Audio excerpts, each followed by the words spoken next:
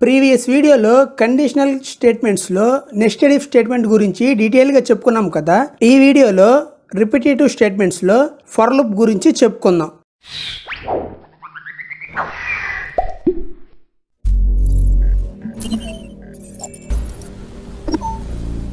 Video ఎక్కడ skip చేయకండి. మీరు స్కిప్ చేస్తే మంచి ఇంపార్టెంట్ పాయింట్స్ మిస్ అవుతారు. సో వీడియో మొత్తం చూడండి. మన ఛానల్ని ఎవరైనా సబ్స్క్రైబ్ చేసుకోకుంటే చేసుకోండి. అలాగే నోటిఫికేషన్స్ ఆన్ చేసుకోండి. మీకు మంచి డెప్త్ కంటెంట్ ఇస్తాం.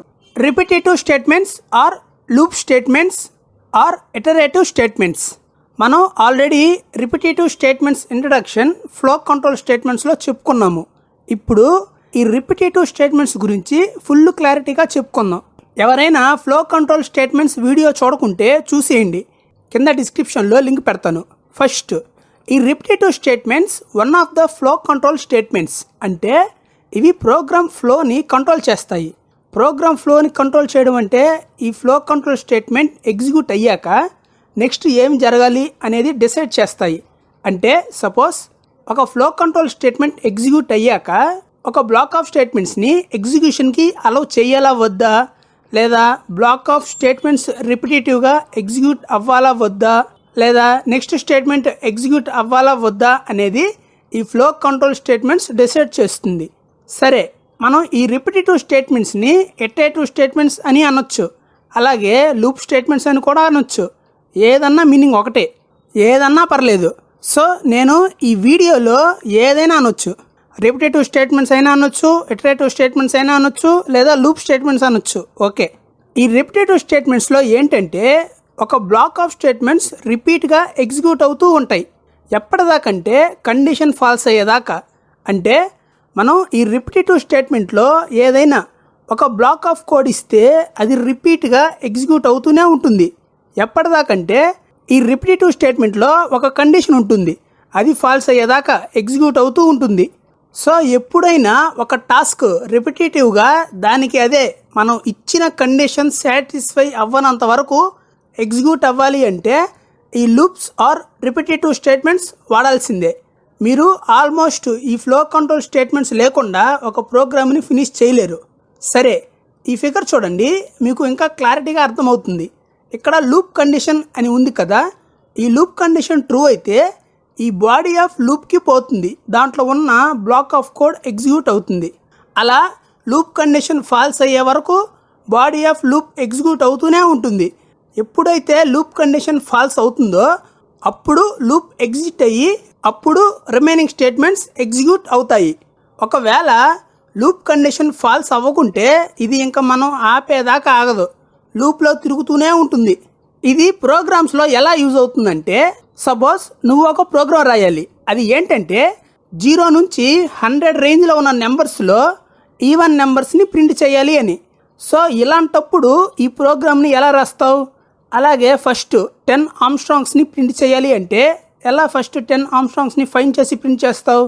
ఇంకా ఉన్నాయి. సో ఇలాంటి సిచ్యువేషన్లో నువ్వు ఖచ్చితంగా లూప్స్ని వాడాల్సిందే. అవి లేకుంటే నువ్వు ఆ టాస్క్ని కంప్లీట్ చేయాలంటే గగనమే. ఇవి మీకు ఫుల్ క్లారిటీగా చెప్తాను, డోంట్ వరీ. మనం ఈ లూప్ స్టేట్మెంట్ని డిక్లేర్ చేయాలి అంటే మనకి 2 కీవర్డ్స్ కావాలి. అవి ఫర్, వైల్.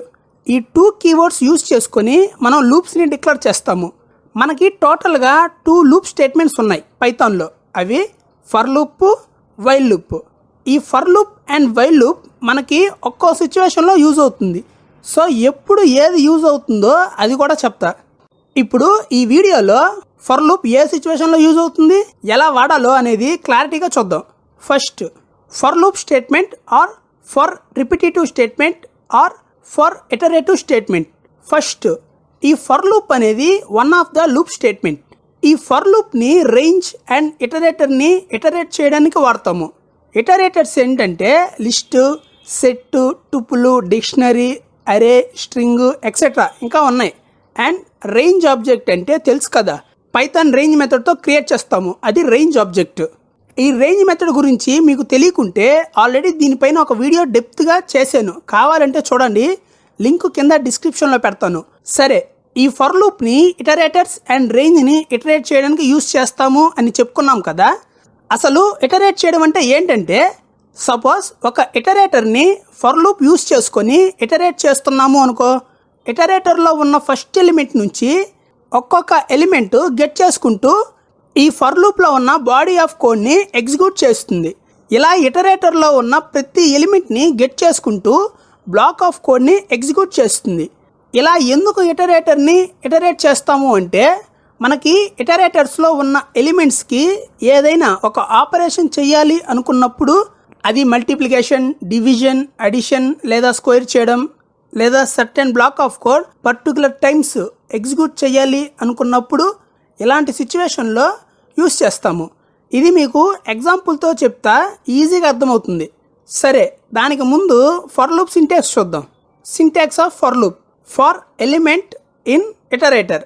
దీంట్లో బ్లాక్ ఆఫ్ కోడ్. ఇది ఫర్ లూప్ సింటాక్స్. ఇక్కడ ఫర్ అనేది కీవర్డ్. దీన్ని ఫర్ లూప్ క్రియేట్ చేయడానికి యూస్ చేస్తాము.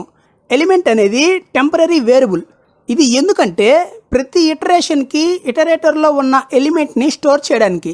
ఇటరేటర్ అంటే లిస్టు, టుపులు, సెట్టు, అరే, స్ట్రింగ్ ఎక్సెట్రా ఏదైనా ఒక ఇటరేటర్. ఈ ఇటరేటర్ ప్లేస్లో మనం రేంజ్ని కూడా తీసుకోవచ్చు. లాస్ట్ ఈ ఫర్ లూప్లో బ్లాక్ ఆఫ్ కోడ్ ఉంటుంది అండ్ ఈ ఫర్ లూప్ ఖచ్చితంగా కోలంతో ఎండ్ అవుతుంది అండ్ దాని బ్లాక్ ఆఫ్ కోడ్ ఇండెంటేషన్తో ఉంటుంది ఈ విధంగా. సో ఈ సింటాక్స్ ఇచ్చినప్పుడు ఇటరేటర్లో ఉన్న ఎలిమెంట్స్ అన్నీ సీక్వెన్స్గా ఒక్కొక్కటి ఎలిమెంట్ అనే టెంపరరీ వేరియబుల్లో స్టోర్ అయ్యి ఫర్ లూప్లో ఉన్న బ్లాక్ ఆఫ్ కోడ్ ఎగ్జిక్యూట్ అవుతుంది. ఇప్పుడు ఎగ్జాంపుల్తో చూద్దాం, మీకు క్లియర్గా అర్థమవుతుంది. ఫర్ లూప్ని వాడాలి అంటే ఒక ఇటరేటర్ కావాలి కదా. సో ఒక ఇటరేటర్ కోసం లిస్ట్ని డిక్లేర్ చేద్దాము. సో నేను ఇక్కడ ఆల్రెడీ పైథాన్ ఫైల్ని ఓపెన్ చేసుకున్నాను. దీంట్లోనే కోడ్ రాద్దాం. సరే, లిస్ట్ని డిక్లేర్ చేద్దామా? లిస్ట్ ఈక్వల్ టు ఒక లిస్ట్ ఇస్తున్నాను. 10, 20, 30, 40, 50, 60. సో ఒక లిస్ట్ డిక్లేర్ చేసుకున్నాము. ఇప్పుడు ఈ లిస్ట్ని ఫర్ లూప్ యూస్ చేసుకొని ఇటరేట్ చేద్దాం అనుకుంటున్నాను. సో సింటాక్స్ గుర్తుంది కదా, ఫర్ ఎలిమెంట్ ఇన్ లిస్ట్. ఇక్కడ లిస్ట్ అనేది మనం ఇటరేట్ చేయాలి అనుకుంటున్న లిస్ట్ వేరియబుల్.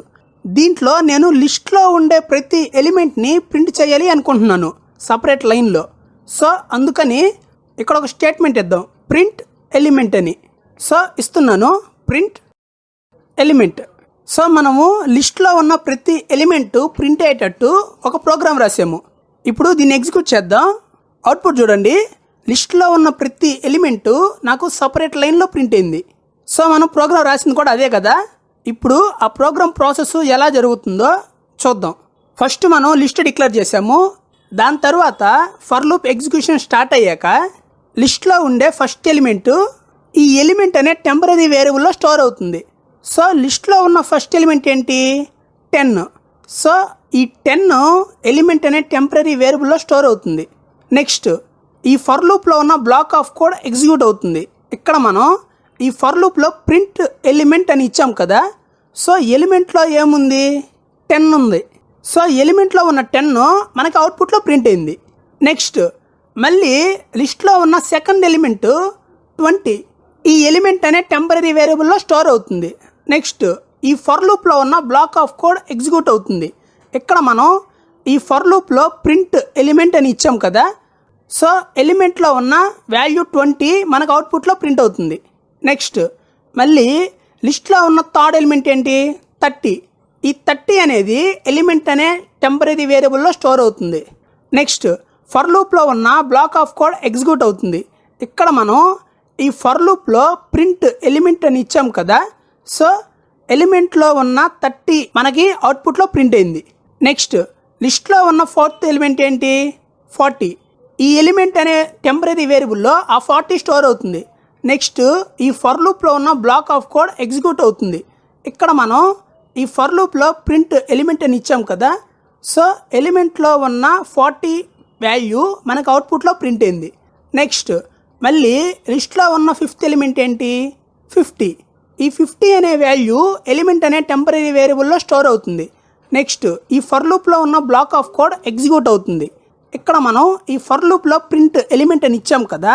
సో ఎలిమెంట్లో ఉన్న వాల్యూ 50 మనకి అవుట్పుట్లో ప్రింట్ అవుతుంది. నెక్స్ట్ మళ్ళీ లిస్ట్లో ఉన్న సిక్స్త్ ఎలిమెంట్ ఏంటి? 60. ఈ ఎలిమెంట్ అనే టెంపరరీ వేరియబుల్లో ఆ 60 వాల్యూ స్టోర్ అవుతుంది. నెక్స్ట్ ఫర్ లూప్లో ఉన్న బ్లాక్ ఆఫ్ కోడ్ ఎగ్జిక్యూట్ అవుతుంది. ఇక్కడ మనం ఈ ఫర్ లూప్లో ప్రింట్ ఎలిమెంట్ అని ఇచ్చాం కదా, సో ఎలిమెంట్లో ఉన్న 60 వాల్యూ మనకి అవుట్పుట్లో ప్రింట్ అవుతుంది. ఇంకా లిస్ట్లో ఏ ఎలిమెంట్స్ లేవు కాబట్టి ఈ ఫర్ లూప్ స్టాప్ అయిపోతుంది. ఈ విధంగా ఒక ఫర్ లూప్ వర్క్ అవుతుంది.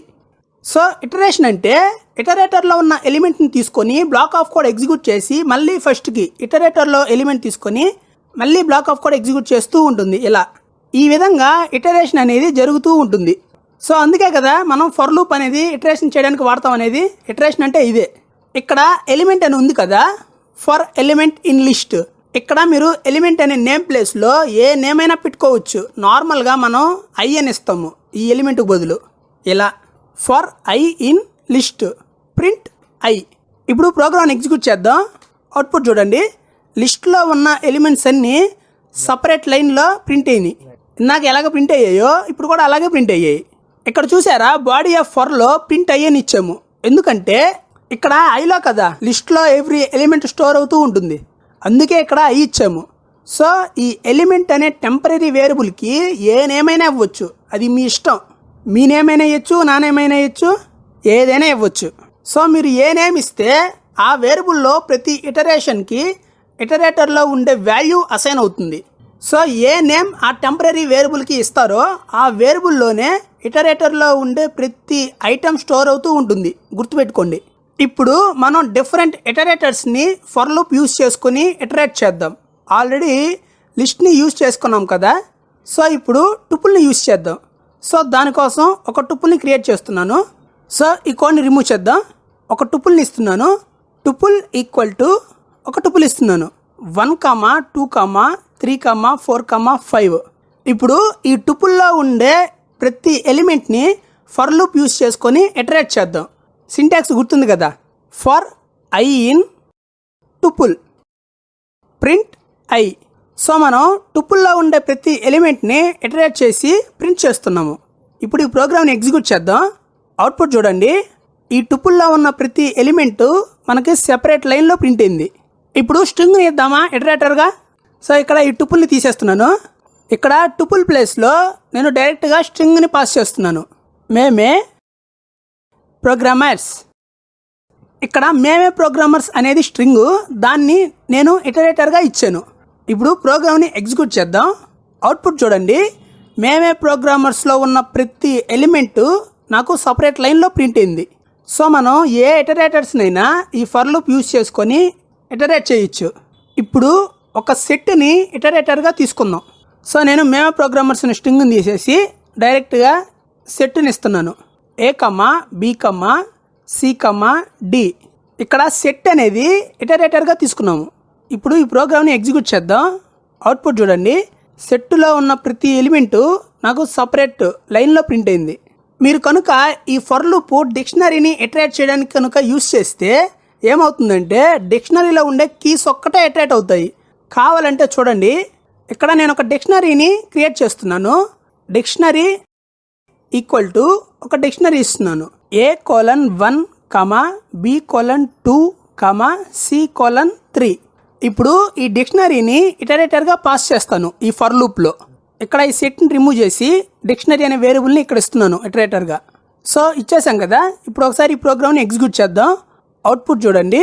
డిక్షనరీలో ఉన్న కీస్ ఒకటే ప్రింట్ అయ్యాయి, ABC. ఆ ఐటమ్స్ ఏమీ ప్రింట్ కాకుండా ఓన్లీ డిక్షనరీ కీసే ప్రింట్ అయ్యాయి. సో మనం ఏ ఇటరేటర్ని అయినా ఈ ఫర్ లూప్ యూజ్ చేసుకొని ఇటరేట్ చేస్తాము. సో ఇందాక చెప్పే కదా, కొన్నిసార్లు లిస్ట్లో ఉండే ఎలిమెంట్స్ని స్క్వేర్ చేయాల్సి వస్తుంది. ఇంకొన్నిసార్లు లిస్ట్లో ఉండే ఎలిమెంట్స్ని సర్టెన్ ఎలిమెంట్తో మల్టిప్లై చేయాల్సి వస్తుంది. సో ఇలాంటివి మనం ఫర్ లూప్ యూజ్ చేసుకొని చేయొచ్చు. సో టాస్క్ ఏదైనా మనం ఈ ఫర్ లూప్ని యూజ్ చేసుకుని చేసేయచ్చు. ఇప్పుడు ఏం చేయాలంటే ఒక లిస్ట్ తీసుకొని లిస్ట్లో ఉన్న ప్రతి ఎలిమెంట్ని స్క్వేర్ చేసి ప్రింట్ చేయాలి. సో మనం ఈ టాస్క్కి ఫర్ లూప్ వాడచ్చు కదా, సో వాడదాం. ఇక్కడ డిక్షనరీ తీసేసి ఒక లిస్ట్ డిక్లేర్ చేసుకుందాం.